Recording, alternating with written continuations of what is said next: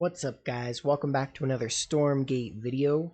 I actually already started this video like, I don't know, 20 minutes ago, and then realized that this passage is so massive that I couldn't cover both portions of it, or I shouldn't say both portions of it, but I couldn't cover all of the different things in one video.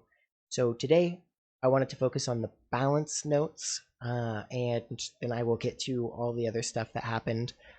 Do know that the 3v3 mode was not included in this patch. It is, as far as I know, still scheduled to be in September. Maybe a bit. They did say late September, so maybe a bit later. But right now I want to cover the balance notes, and then keep an eye out for another video for me to talk about all the other stuff.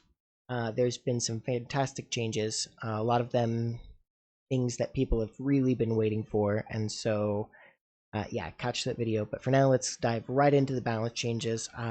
Quick thing I do want to talk about is one, that I am getting over being sick, so I very much apologize if my if my voice isn't quite serving me the best. And secondly, last time I talked a lot about balance and prediction and what I thought, and I know that you guys do come to these videos to not just hear what the changes are, but a lot of times to hear the opinion of the content creator. But the thing was that while my predictions were largely accurate from the last video, I did make some mistakes, and I think that's completely normal. But that really wasn't my problem. In fact, a lot of my predictions ended up kind of coming true in this patch, where they ended up patching it, having seen how it played out, and so I don't feel too bad about that. What I did feel bad about was the fact that it invited so much balance complaining. I think when I started talking about balance and started thinking about balance, it just kind of seeped into a lot of my videos, and generally having the video out there, I got a lot more comments about balance complaining. And I think that, well, there is a valid, it's very valid to talk about balance. I didn't want the channel to be focused on balance complaining, and rather just focused on enjoying the game. So I am going to talk about it, and I am going to give my opinions, but I'm not going to get so much into opinions on the nitty-gritty of balance, just a more general state of the game approach. So hopefully you like it. If you absolutely hate it, do let me know. But generally speaking, I'm going to try and do what I want to do with the channel, and I would love to get your feedback on it. But that's typically how I'm going to want to run it. Anyway, let's get right into the patch notes. I just wanted to get that disclaimer out of the way first. Okay. Tier 1 to Tier 2. So the first major upgrade for unlocking stuff has been reduced from 40 seconds to 30 for its upgrade time. This is really interesting. So they're shortening it even further. So they really want you to be able to reach that tier 2 just as fast as you'd like, because they, if you remember, in the last patch, actually decreased the times there as well. So they made it more accessible, and now even more so, which actually becomes really interesting with some of the other changes that they've got going on. Right, all trees are now light. I think this means that they have the light tag, and therefore units like the Morph Core had its damage changed so that it was 2 damage and +6 to light. So I think that this change is specifically because the other workers could kill them quicker, but I'm not 100% sure on that. I just think that's why the change is there. We'll see if they comment on it in the explanation portion. Creeps gain more health, and they give slightly less bounty. Now, I myself and a lot of other YouTubers were talking about how they maybe overtuned the creep changes, and we saw that in tournaments where after both patches, because they actually pulled back a little bit in the last patch as well, and they're pulling back just a little bit more. So it's still tuned up from what it was at early access launch, but they have scaled it up and then slowly been scaling it back, because what you saw was a lot of one base play where people sustained purely off of collecting creep, and the way that the different factions played with that actually wasn't completely balanced, because the different factions, some of them are better at taking map control and get more from keeping map control.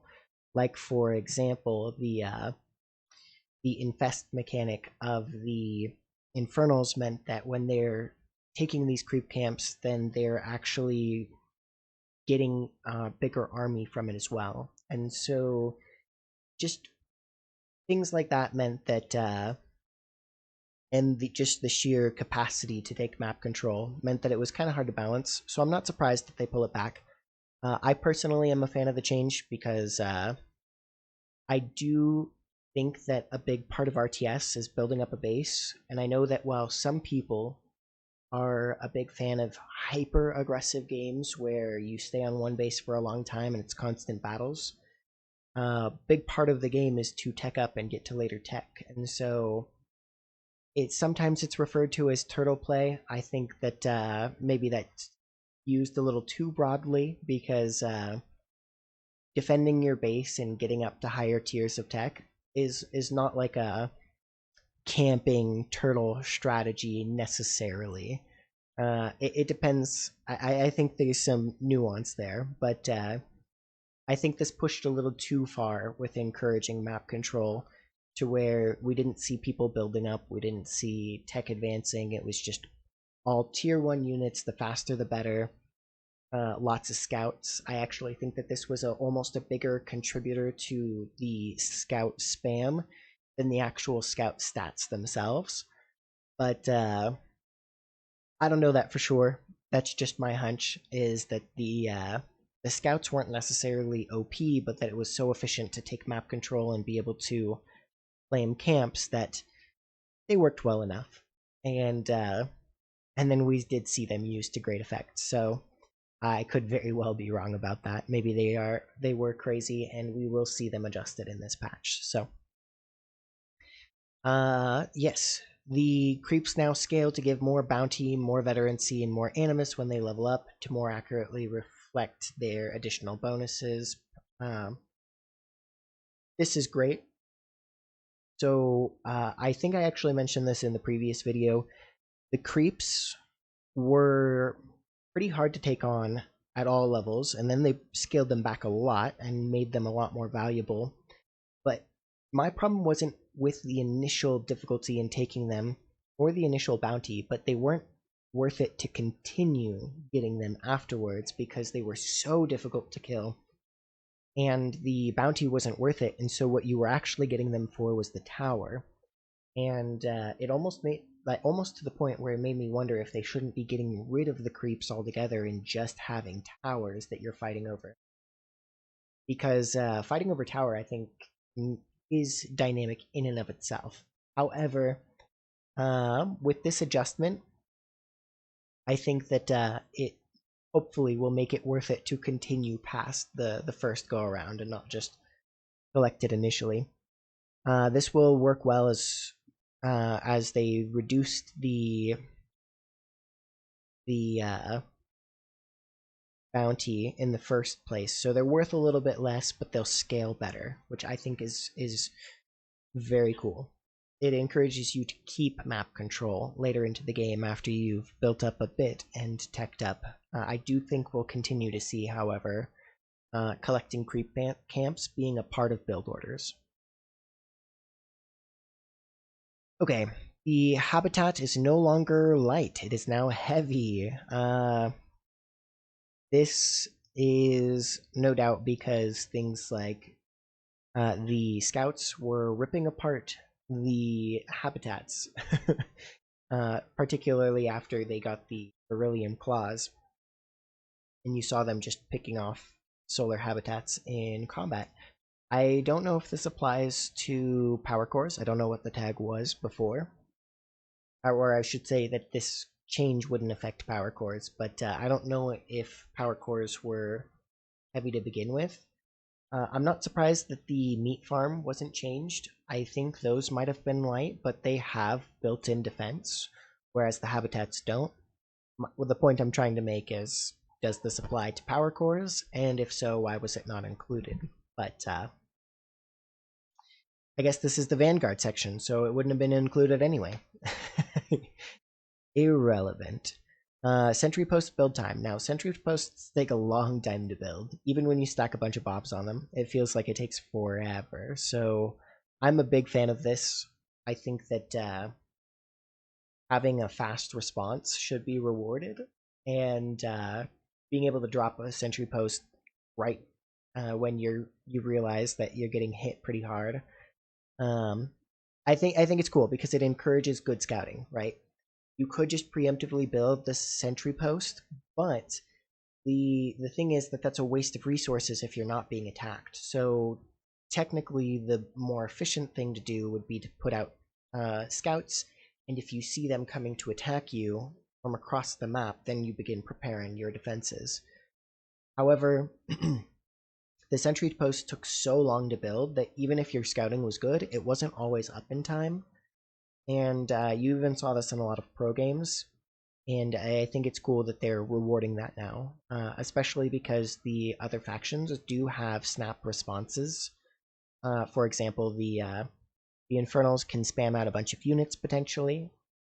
Most of the time, you can call down a instant Shroud Stone using Animus, and then the Celestials had um, their I forget what you call it, but that ability that causes their structures to shoot a laser beam.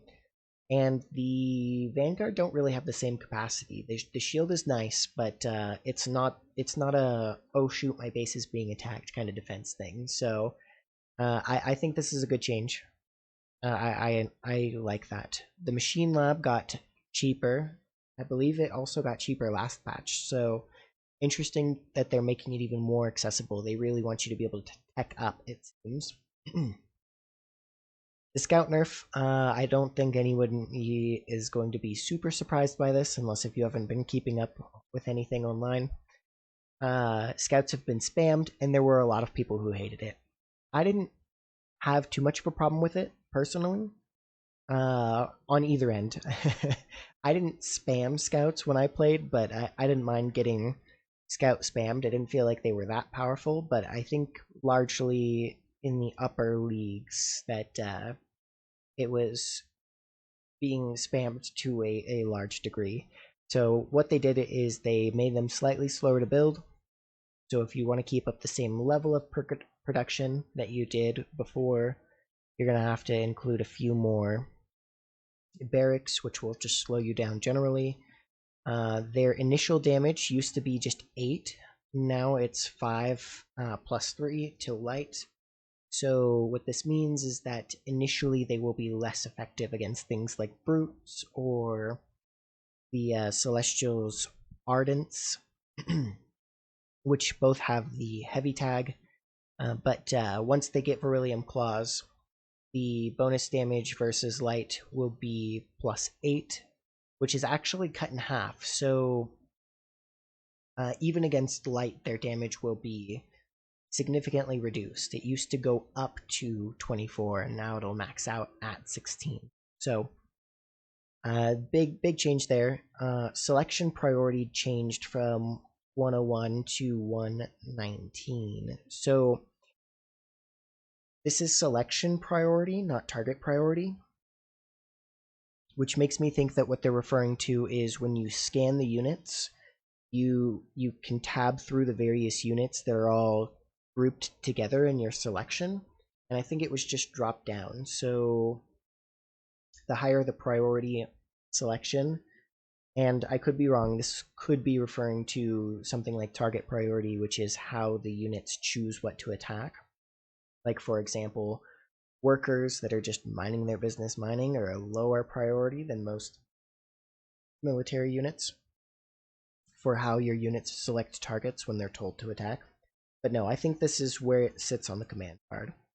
So I think that's great because the scout it's an ability that you use sometimes. It's not that hard to click a scout and use the ability, whereas when you're in combat, you really want your spellcasters to be front and center. And so I think that's probably for the better, but I don't know exactly what it affects. I don't know what it was ahead of, so I can't comment too much on that, but I, generally speaking, am a fan of situating those priorities correctly, because sometimes they're really annoying to deal with. Lancers. Lancers have been reworked, essentially. It's a soft rework. They have more health, more armor. That initially shocked me. I think the Lancers are the most OP thing that the Vanguard has at their disposal. And again, that I'm saying that from this perspective of someone who usually doesn't play Vanguard, but sometimes I do. And whether it's against them or with them, they feel so strong. And whenever you see them used in pro play, it's like, man, they just don't die. But they were changed. So Lancer's damage has been changed to do 10 static, plus 5 to structures, and plus 5 versus light. So they're now more effective against the light targets. This probably is compensating the nerf to the scout, whereas they probably expected the Lancer to be your front line, and then your scouts to be your answer to light units, which is kind of what we saw. But people were cutting out the Lancer altogether because it was more efficient to use the speed of the scouts to take control of the map early, but clearly they want the Lancer to have a role, so they've made some adjustments. They did take the innate 2 armor or 2 damage reduction. This was, I believe, the only kind in the game. So usually armor reduces damage by a percentage, but they also reduced 2 damage just flat. So if you did 3 damage, then it would be reduced to 1, and if you did 1 damage, it would be reduced to 0.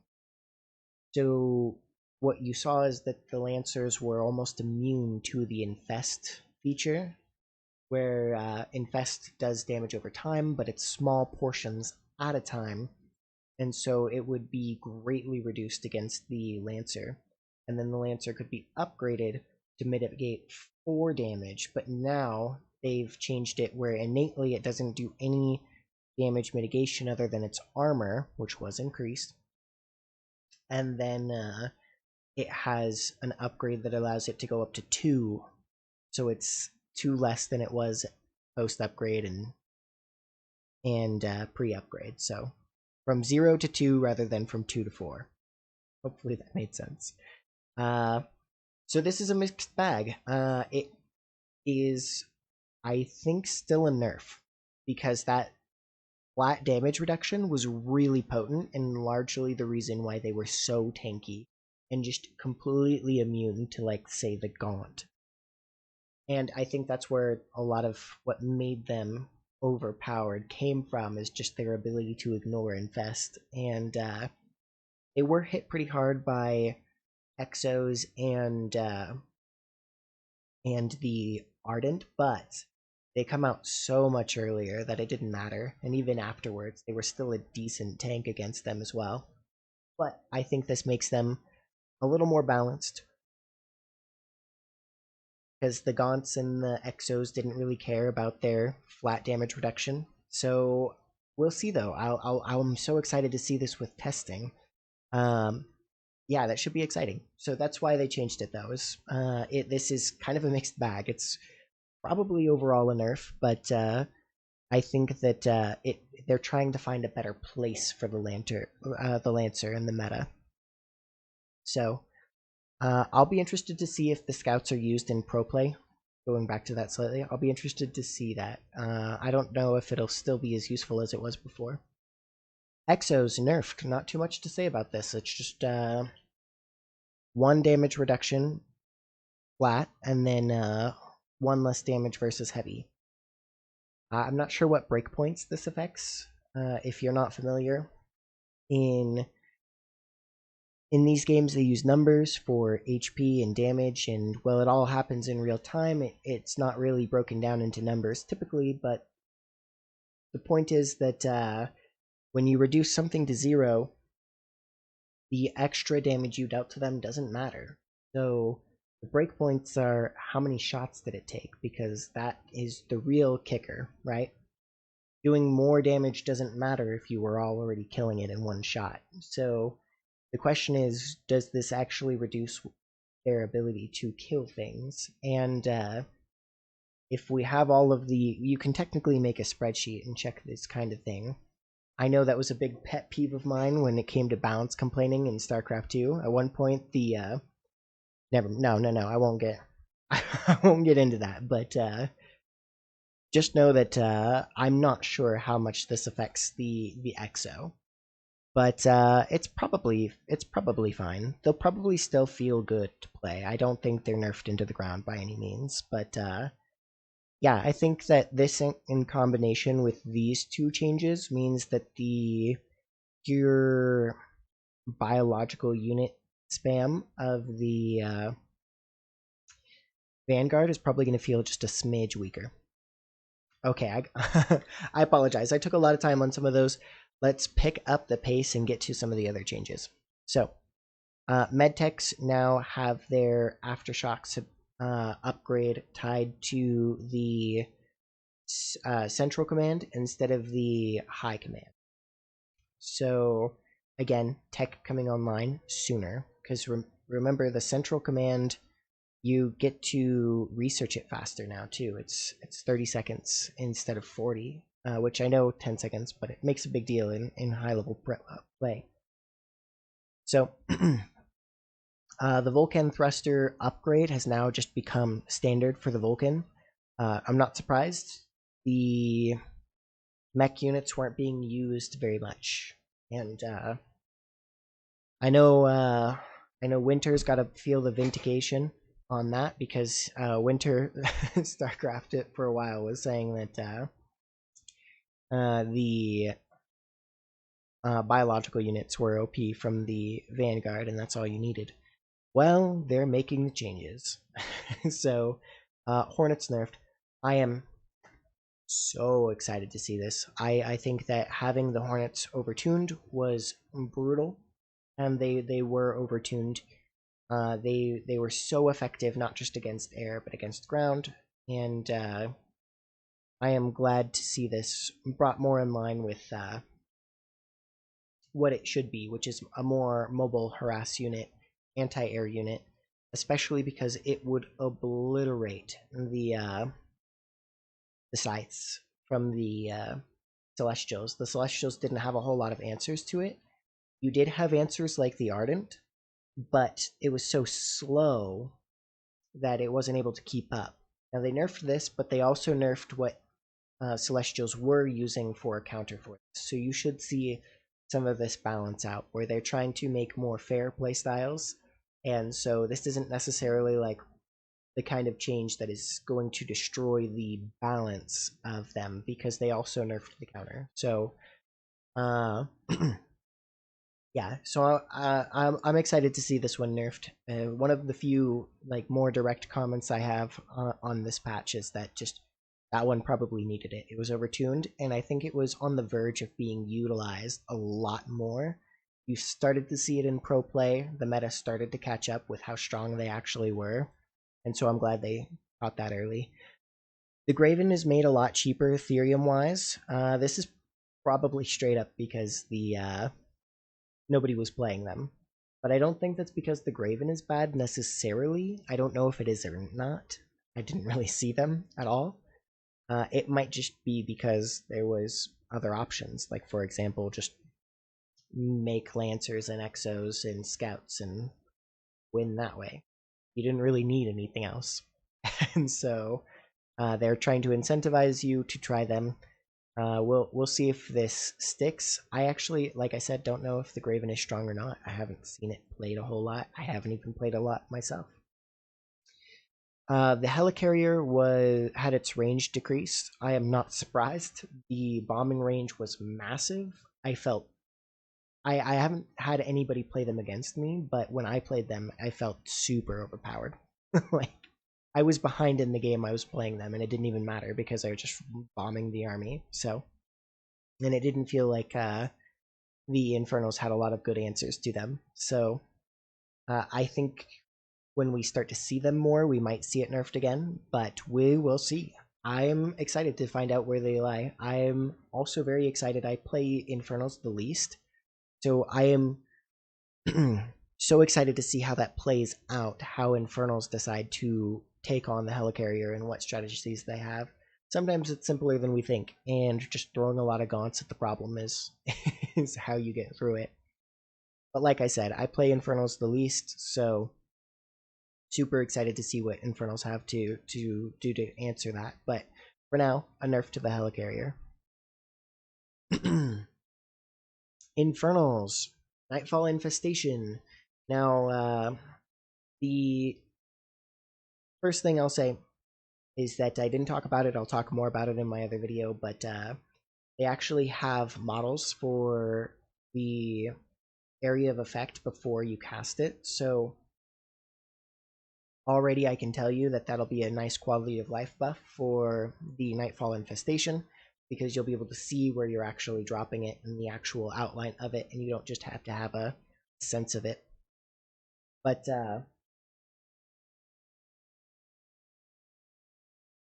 in addition to that, the slow has been increased, or rather now it slows, before it didn't, to 50% for 3 seconds. That's huge. They're gonna feel like they're running in place, basically. 50% is a massive slowdown, because it doesn't necessarily feel like it would be so sluggish, but when you compare that to how fast units are now able to run your units down, it's going to feel like you're stuck in place for 3 seconds. So this is going to be huge. Nightfall Infestation got a massive buff. Yeah, no comment as to whether or not it was warranted. We're not getting into that as much on these patch notes, but I think that's cool. I'd love to see Nightfall Infestation happen more. So the cooldown was also decreased from 90 to 60. So we'll see how that plays out. Shadowcleft, price decreased. We saw the same thing with the Machine Lab, so they want tech more available. Now there's a lot of changes here, I'll condense. They're shifting the Sundering Soul Frenzy upgrade into the Brute, and everything's being shifted down. So Brutes are going to have more of their features right off the bat, no resources required, no time required. And then once you invest some time, they'll get there faster. So the tech just moved down, so it no longer requires that tier 3. This is a sleeper buff for the Brutes, because the Brutes technically, once you get all your upgrades, are completely unchanged, but you're going to start with the stronger Brute, and you're going to get to the strongest Brute faster.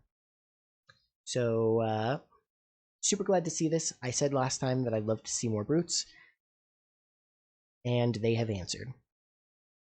So the Gaunt, now its Plague Axes will only infest on Shroud. So there's a lot of workarounds for this. The Shroud mechanic was being a little bit underutilized. We saw a few players using it in the pro play, but in general, on the ladder, I wouldn't see it too much, and even in pro play, it wasn't all the time. There was just not enough incentive, and I like that they didn't just immediately jump to changing the white health mechanic. Instead, they are shifting things to work with Shroud a little bit more. So the primary damage was increased, though, and the bounce damage was increased. So now Gaunts do a little bit more damage, but the infest feature that they have only works on Shroud, which means if you're playing Infernal and you want to infest the target, you're either going to have to use Nightfall Infestation, or you're going to have to bring Shroud with you, or you're going to have to use something like the Hexen. So I think that this is overall a good change. I do think that Infernal has this capability to be snowballing, and so what they're probably looking out for is the way that the game can get so out of hand, and trying to make sure that Infernals still have tools, but that those tools can't be overutilized. Magmadon Trample, its stun duration was nerfed a little bit, and by a little bit I mean by half. This means that there is some micro potential to get out of the stuns, but it's still going to be a big deal. The stuns are still going to be effective, just maybe not as effective. And you can see immediately after that the reason why they did this was because they want to see more from some of the other units. And first of all, that's the Hellborn. I think if you've watched a game of Stormgate, that you'll know that the Hellborns, they're like, what, because their attack is so slow that often units will leave their range because they stand still while they attack. And so just so often that you would see them start up and then someone would leave and then they would just stop. And then they would come back and it was a mess. Now, the attack will carry through on the ground when the target leaves range. So what will happen is you'll see the Hellborn start up their animation, they'll move away, they'll attack the ground, and where this is significant is that the Hellborn attack splashes. So there's still a good chance that the Hellborn will hit, unless if the unit is very fast or able to step aside. I am a huge fan of anything that encourages micro and smart play over just changing the numbers and making it weaker. This means that the Hellborn will naturally be more effective, but it has counterplay. Now the Weaver can now walk over other units. Very cool. The movement speed is increased. Probably a good thing. They were very slow. And the Shroud Walk passive has been changed to compensate the speed buff. Now I didn't know that they had a Shroud Walk passive. So they move faster on Shroud. But before, that would be a movement speed of 4, and it'll still be a movement speed of 4 on Shroud. So the adjustment they made was just to make sure that the base speed buff didn't over-tune that part. The Hexen has reduced the cost of, or increased the cost of Miasma, and given it a cooldown. Now, I would say that usually, maybe, I don't know, I haven't figured out how to cancel, like when I've got the whole army selected, hitting the cancel button doesn't seem to do anything. So, I don't know how to stop them from casting their Miasma. So for me, the Miasma cooldown change is not affected. This is probably something really easy to solve, but I just haven't taken the time to solve it. So usually when I'm casting Miasma or Dark Prophecy, I'm like, well, I guess they're there forever now until they run out of energy. But either way, if you know how to cancel it, then the cooldown will probably affect you a little bit. This means that when you're doing like a fighting retreat, you can't just drop it and then cancel, drop it and cancel. You can't play chicken with them anymore. You have to commit to the Miasma because the cost is also increased as well. So that you'll probably feel for sure if you were using it, but I don't think a lot of people were using it quite yet. Higher tiers of play, you saw it sometimes, but it was just one playstyle. Some people don't go for Hexens very much other than their starting Hexen, which kind of surprises me. I think they're very strong and maybe underutilized, but you see this with RTSs when they're new, is that the most effective strategies are the simple, in-your-face, very deadly timing attacks, aggressive play, and optimizing isn't necessary. All you need is what is, fast and dirty. So the yeah, you see that with RTSs where even the pros aren't playing optimally. They're just, well, I guess in a sense it is optimal because whatever is going to get them a quick win, right?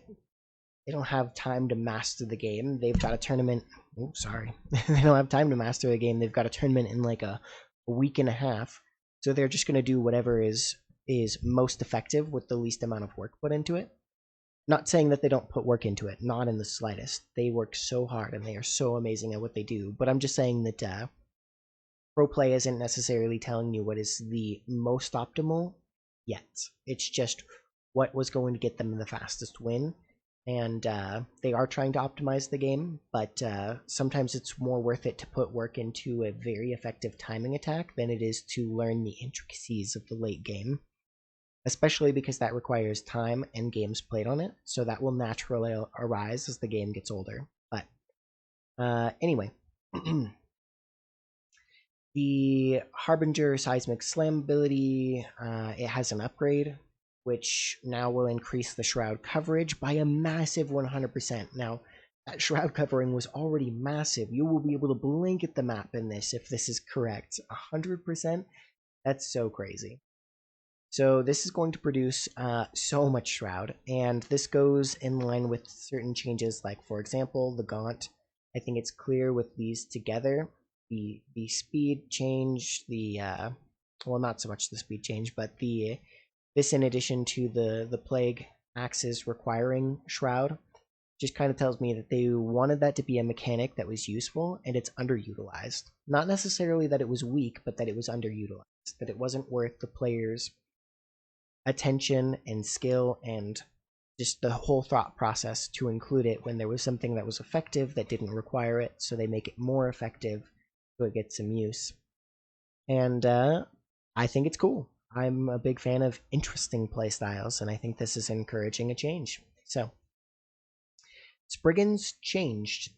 They cost less Therium, but more Luminite, but have a lot more damage. Now, they only increase the damage by 1, and then 1 versus heavy, but they attack many times in a short amount of time.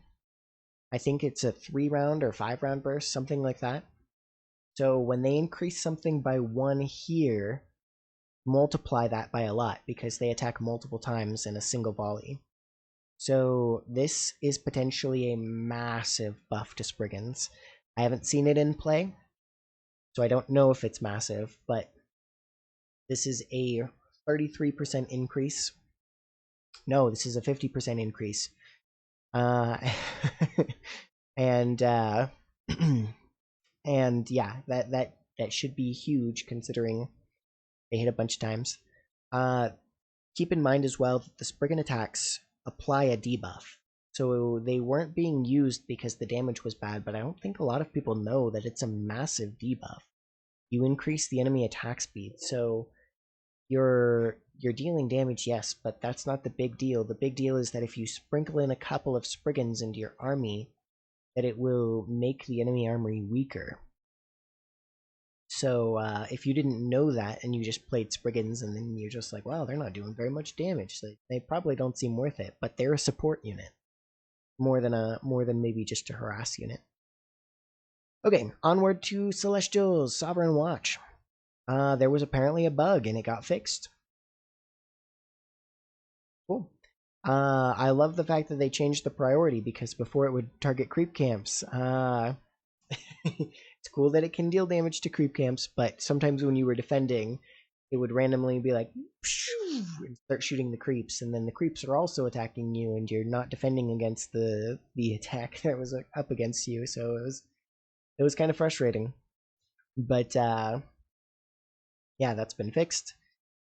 Purify now dispels only the debuffs on friendly units and the enemy buffs.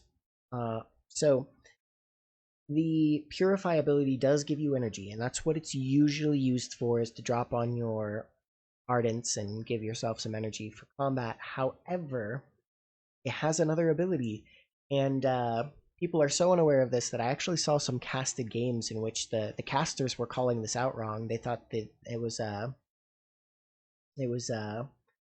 mistake on the pro player's part, but no, he was removing the shields from the enemy. So if you're a Celestial struggling with that very powerful Vanguard shield ability, use Purify. It removes all the buffs from your enemies.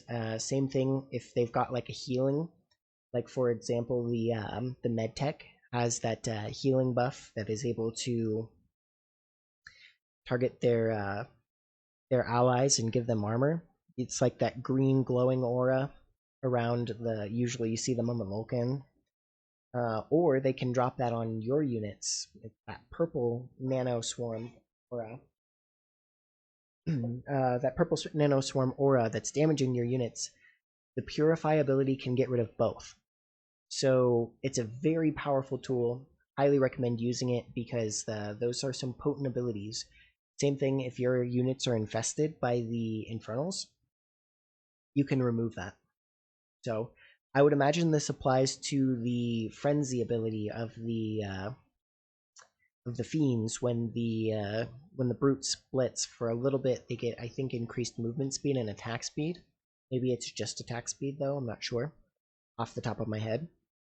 But I bet you this would apply to that as well. So if you're being chased down by some brutes and then they suddenly split and the fiends start surrounding you, you can probably use this and not only buff up your celestial units, but get a little bit more defensively out of it as you reduce your opponents. Morph Core fixed an issue where it couldn't be rallied onto a Luminite mine. I love this because this was so annoying. So many times I'd be like, you go there, Morph Core, and then I'd look back and it didn't go anywhere. So I split my time pretty evenly between Celestial and Vanguard. But yeah, whenever I would play Celestials. So frustrating. Anyway, Arc Ship is a little bit cheaper. This is exciting for macro builds. And I think anything that encourages macro building for Celestials is a good thing, because right now a lot of people see the way that they build and just immediately want to cheese with them. And that's exciting that they can do that. Don't get me wrong. I think there's nothing wrong with cheese. It absolutely has its place in an RTS. But right now it's an overrepresented playstyle for the Celestials for sure. So cool to see some changes in that regard, and also to see more players coming out with more macro focused play from the Celestials. Collection arrays now cost supply, and prisms cost less supply. I think this is to account for the fact that you could just spam the map with the collection arrays, get plenty of resources, but not actually spend the supply on workers. I don't think that many Celestials were maxing out though, so it's interesting to again see them changing building supply, because in the previous patch what they changed was the Arc Station used to cost supply and now it doesn't. But it's very interesting to see them change it here again to where they move some of the supply from the prisms over to the collection array. Which, by the way, this will be the same. If you were putting a correct collection array and 4 prisms on each Luminite mine that you were mining from, then you won't feel this change at all, because 4 prisms is the max, and given the fact that they reduced its supply cost by 1, literally what they did was just shifted that supply over to the collection array. If you were fully macroing, you won't feel it, but if you were putting collection arrays around and then skipping prisms so that you could get an even bigger Celestial army, you can't do that anymore. The Ion Gate I haven't seen used at all yet. I've played with it myself, but not in any consequential moment of the game. I feel like I've only ever brought out the Ion Gate if I'm wildly ahead. And again, I haven't seen any better players than me use it either. So they made it cheaper and build faster. I don't know if we'll see it yet, though. I think people are working their way up to that still. The Ascension Matrix. It now can be built after a Starforge or a Legion Hall. This is actually really cool for playstyles that would use the Starforge and not need a Legion Hall, because it is totally valid to go straight from the Creation Chamber to a Starforge and then tech up to the tier 3 units within the Starforge. So the fact that you can skip the Legion Hall now is really cool, because the Legion Hall costs Ethereum, and so it was not very efficient unless if you wanted to build from it. Especially if it was just so that you could get the Ascension Matrix. However, we'll see some changes later that kind of accommodate that, because some of the things that were locked behind an Ascension Matrix are now locked behind an arc station. So you can skip the Legion Hall, but the Ascension Matrix upgrades that you get from building it will now be shifted over to the Arc Station. But this does mean that there are certain units that you can get to while still on Tier 2. So again, for the third time we've seen this in the factions where they're shifting things over from Tier 3 to Tier 2 where they want you to be able to access it faster. Argents have a lot of changes. It's kind of dense. Their health has been decreased by 30. Their movement speed has been increased. Very interesting. Their energy regeneration has been reduced to 0. This is their base energy regeneration. However, they've been given an out-of-combat energy regeneration that's faster by a factor of 4. So they now recharge energy very fast out of combat and not at all in combat. The upgrade, Photo Restoration, which increased movement and energy, has been removed from the game. So now they have their fast passive regen and their movement speed right out the gate. So I guess the breakdown for that is that the movement speed is just now a part of them from the get-go. It's the same as post-upgrade when they still have the upgrade. But the base energy regeneration would have been, or the out-of-combat energy regeneration would have been 1.5. So that's actually more than the upgrade. And then, again, they don't regenerate energy in combat. Now, what I wonder is the top bar ability that we were talking about earlier, the one that cleanses debuffs, the Purify ability, also grants energy. I thought it granted a increase in energy regen, but if their energy regen in combat is 0, then does that not work on them anymore? So this might be a sleeper nerf to the Purify ability, which is maybe why they changed the Purify ability to make sure that it doesn't remove buffs from yourself and it doesn't remove debuffs from your enemy, so that it's more effective despite this core use of it being taken away. To be clear though, whether it is a percentage or whether it is a flat bonus to energy regen, it will still be usable out of combat and it will still be usable on your other important celestial units. But depending on how that works, we might see them no longer have that secondary bonus of it being used in combat for Ardents. Max energy decreased as well. This is so crazy because it's 10 energy per shot. So they now have, instead of 5 shots with double power, they have 3 shots with double power, and they will not regen energy in combat. So they are clearly wanting to edge the Ardent more towards Argent. Wow, I reverted to saying Ardents. They are Argents. In the yeah, I was stuck on saying it the other way for a while. Finally kicked the habit, and it just came back today all of a sudden. So anyway, the new upgrade for the Argents is now the photocapacitor, which increases their energy from 30 to 50. So that will put them back up to 5 shots. And the long shot module increases the Argent's range by 3, up from 2. So they will get more attack range after the buff.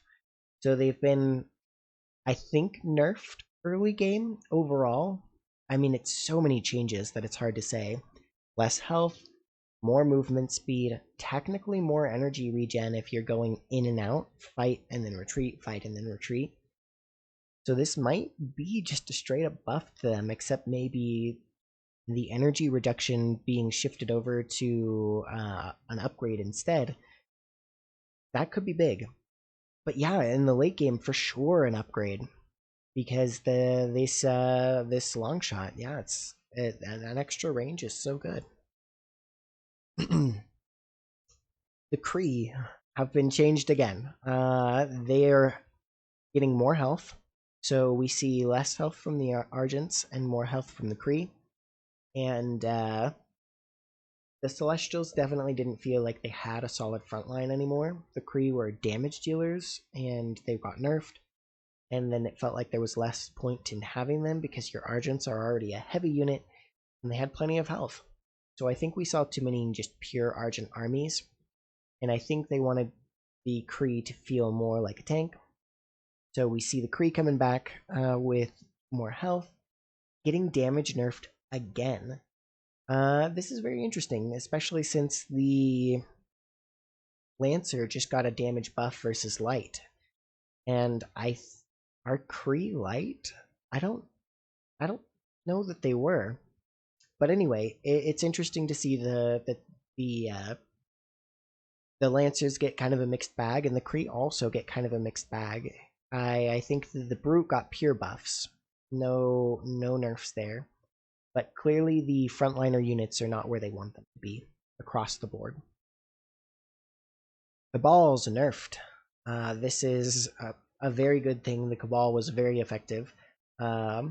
I actually started a series called Unraveling the Cabal, where I was talking all about the Cabal and how to use it because it wasn't used very much, and then we saw it used a lot.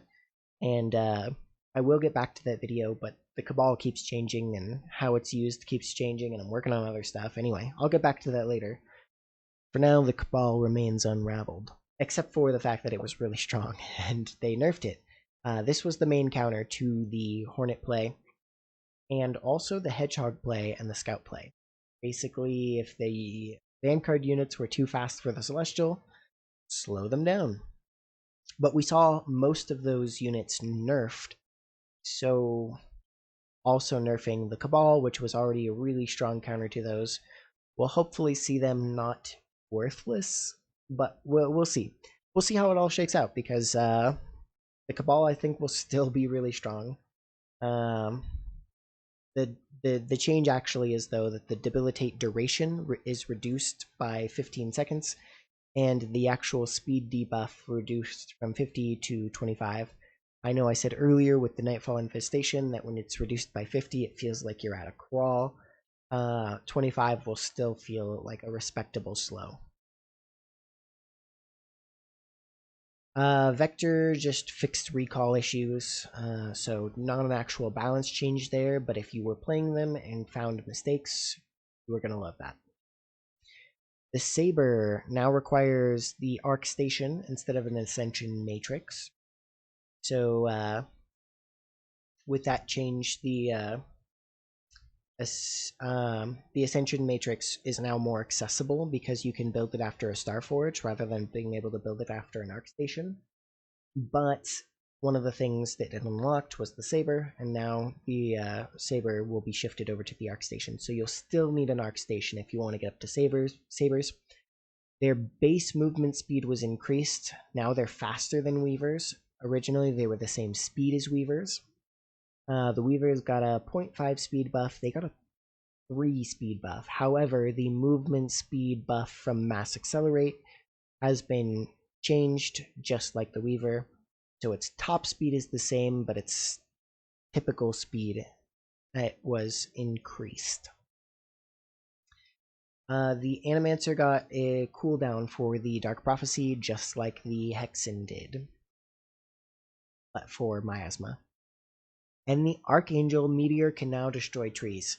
This is such an unimportant change for the most builds, but I am so glad that it's there because it just felt like it should have been able to destroy trees, and it couldn't, and it was so frustrating.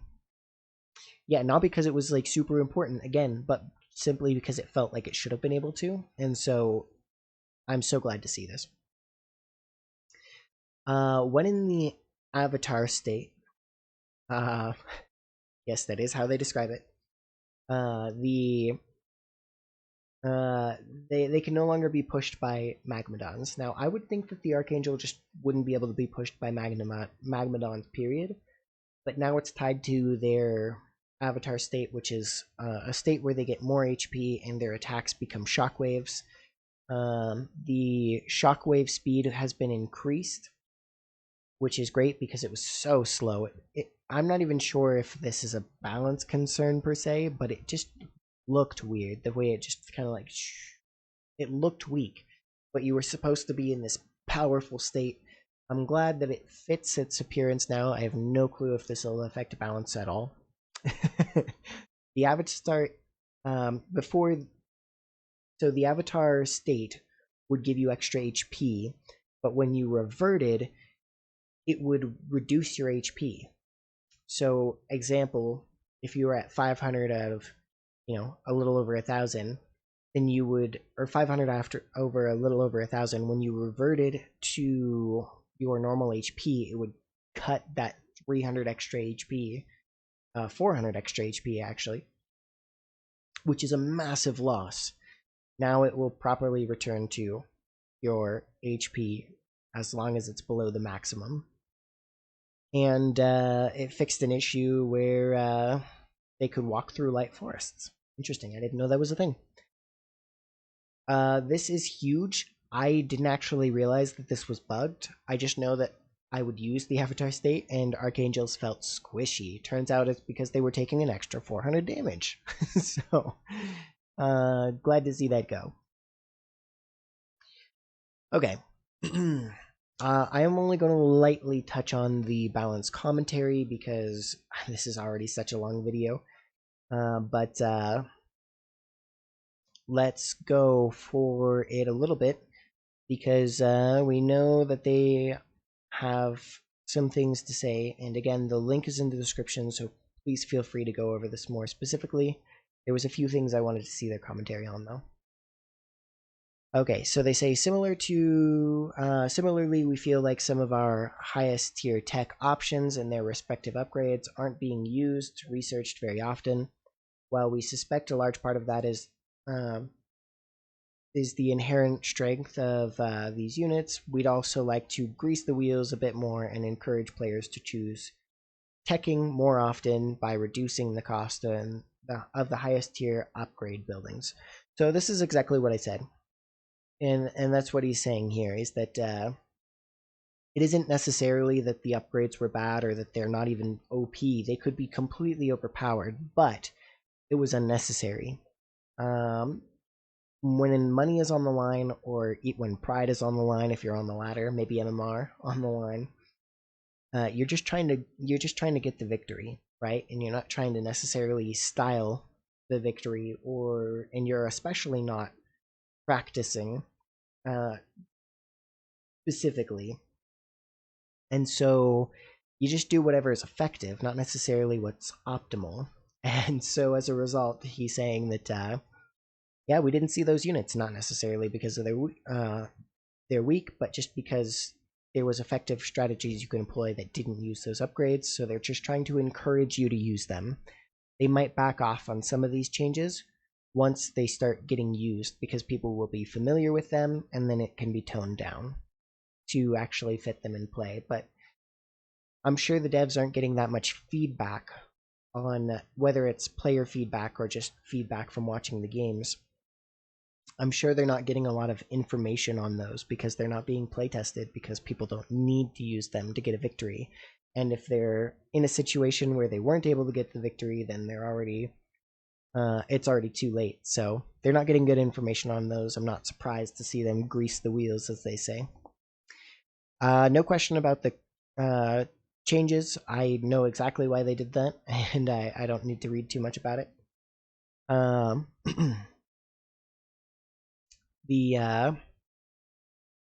we go. Yeah, so he says the build time was made that way initially because cannon rushes. So sentry posts were being built defensively back in the alpha and beta of the game, and it was just really effective to grab a bunch of bobs, use the multi-build feature, and build a sentry post on your opponent's base. This has been changed. This one, actually, did I somehow skip over that? I think I skipped over that in the main buff area, or main balance area, because the scout was just so exciting to skip to, but Bob's build time has been increased. Worker balance changes are crazy. So similarly, we wanted to bring Vanguard worker build times more in line with the Infernals.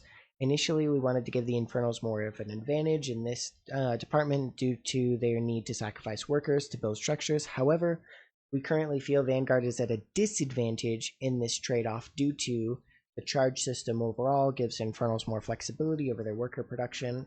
Not being able to build workers during tiering up while charges are able to recharge, the cost of imp being built to infernal structures cost. Yeah, so essentially Infernal had offsets to the fact that they sacrifice imps, and so that it was just overtuned. This is really cool because Infernals are able to build up very quickly, and while that strategy hasn't been used more recently, because it's just been instead a lot of taking creep camps and controlling the map. But theoretically, if Infernals decided that they wanted to instead switch to pure macro builds instead of map control builds, you can crank out so much economy just with your top bar abilities and the charge system.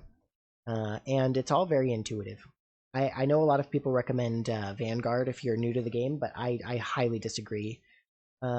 If you have a strong RTS background, maybe, because some of the things carry over to Vanguard as being a little bit more standard. However, if you're new to the game, Infernals are so forgiving in the macro. Their macro is much more intuitive. While I play them least often, I have the least trouble with them, despite not having a build order, despite not having a lot of practice. Their macro is just it feels good. It feels right. I won't say that it makes the game easy because that's just not true.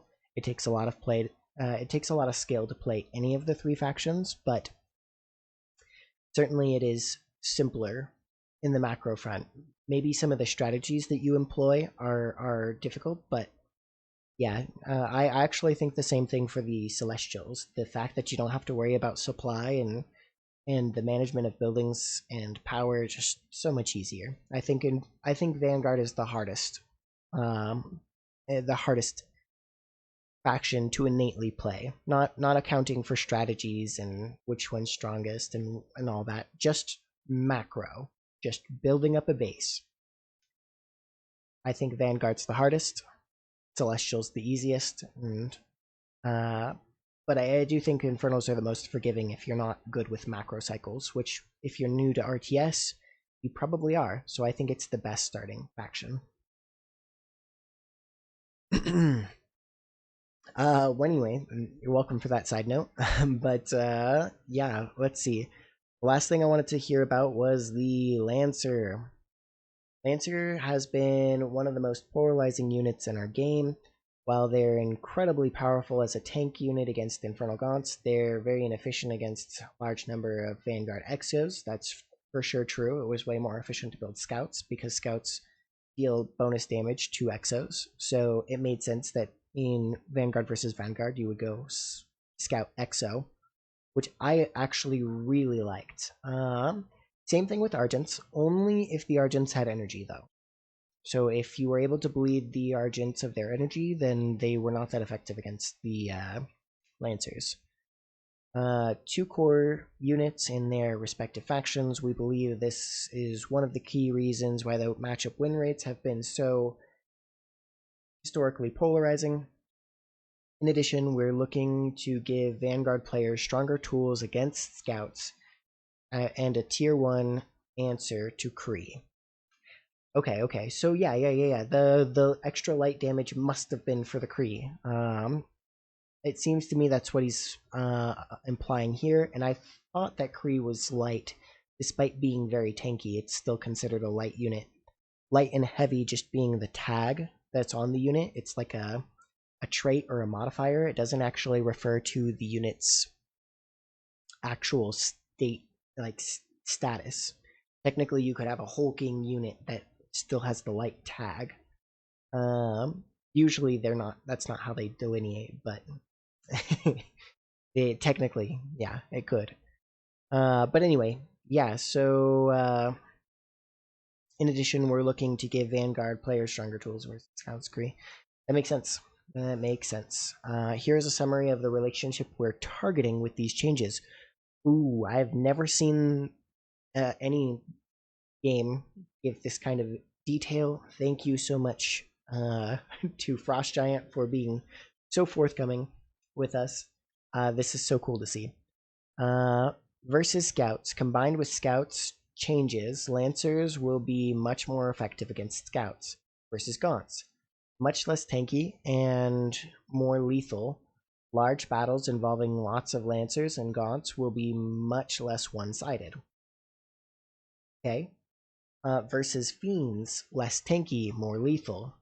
Versus Kree, becomes a solid counter, even in low numbers. Cool. Versus Argents, becomes slightly tankier. Versus Exos, becomes slightly tankier. Can fight them head-on if they're not focus fire microing.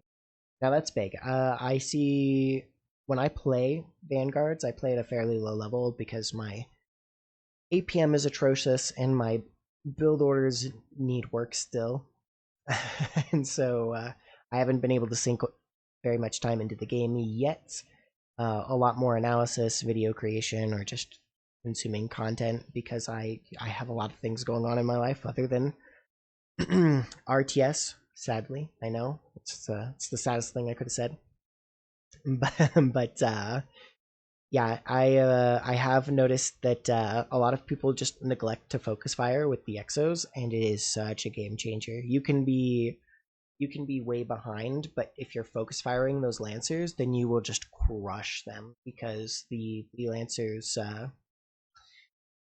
they're tanky, but you can whittle them down efficiently with focus fire. Yeah. So those were the ones I was mostly keeping an eye on. I know they talk about the Prism being particularly susceptible to the Hornet, but that was not the only thing, I guarantee you. But I think it was the one that was being abused the most. Yeah. Okay, here they talk about internal testing. Let's hit that real quick. During internal testing, we tried the Graven at tier 2, and it was incredibly powerful and centralizing due to the necessity of requiring detection and static defense at every base in order to counter it. After we moved to tier 3 during early access, it doesn't see much use. While we still believe it is powerful, it competes heavily with the Helicarrier, which is seen both more impactful and easier to use, which is seen as misread that initially. Slightly lowering the cross. This is what they were saying earlier. They're greasing the wheels, make sure it gets used. Yeah, I don't have less questions about other things. That was the main thing that I wanted to know, that what their thought process was. Yeah, all right. Thank you so much. I know this video was long. I had a lot to say. Anyway, if you want to check out that other video that I'm going to make here soon on the other changes, get the update here, or check out the link down in the description below. Either way, I'd appreciate it if you dropped a like on this video, and I will see you next time. Thanks for watching.